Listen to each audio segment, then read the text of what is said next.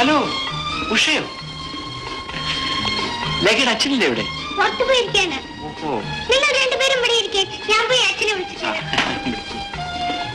ലേഖയുടെ അച്ഛൻ എന്റെ കമ്പനിയുടെ ലീഗൽ അഡ്വൈസറാ. ഉഷ എവിടെ? ഞായറാഴ്ചയല്ലേ, രജനി ഒന്ന് കാണാമെന്നത്.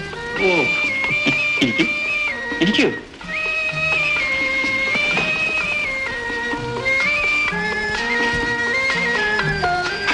ചങ്ങനാശ്ശേരിയിലല്ലേ വീട്? വീട്ടിൽ ആരൊക്കെ ഉണ്ട്? അച്ഛനും ചേട്ടൻ.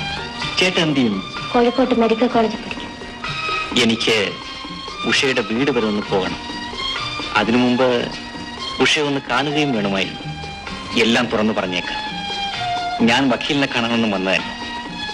ഉഷ ഇങ്ങോട്ട് വരുന്നത് കണ്ട് ഞാൻ വന്നതാണ്. എന്തിന്? വളച്ചേട്ടി പറയാൻ നേരമില്ല, നേരെ എന്ന് പറഞ്ഞേക്കാം. ഉഷയ്ക്ക് എന്നെപ്പറ്റി അറിയാവുന്നത് കൊണ്ട് അക്കാര്യം ഞാൻ വിടുന്നു. എനിക്ക് ഒരു വിവാഹം ചെയ്താൽ കൊള്ളാമെന്നുണ്ട്. കൊള്ളാം, നല്ല കാര്യം. ഉഷയ്ക്ക് വിരോധമില്ലെങ്കിൽ ഉഷ വിവാഹം കഴിക്കണമെന്നാണ് എന്റെ ആഗ്രഹം. ഓഹോ, കളിയാക്കാൻ വന്നതാണ്? കളിയാക്കൊന്നുമല്ല. ഉഷയെ കണ്ടതു മുതൽ ആരാധനയുമായി നടക്കുന്നവനാണ് ഞാൻ. ഇതേക്കുറിച്ച് കോളേജിൽ വെച്ച് സംസാരിക്കാമെന്ന് വെച്ചാൽ അതിനുള്ള സൗകര്യം കിട്ടാറില്ല. ഞങ്ങൾ പാവങ്ങളാണ്. അതുകൊണ്ട് ആഗ്രഹിക്കാവുന്നതിനും അതിലുണ്ട്. അതറിയാവുന്നവളാണ് ഞാൻ.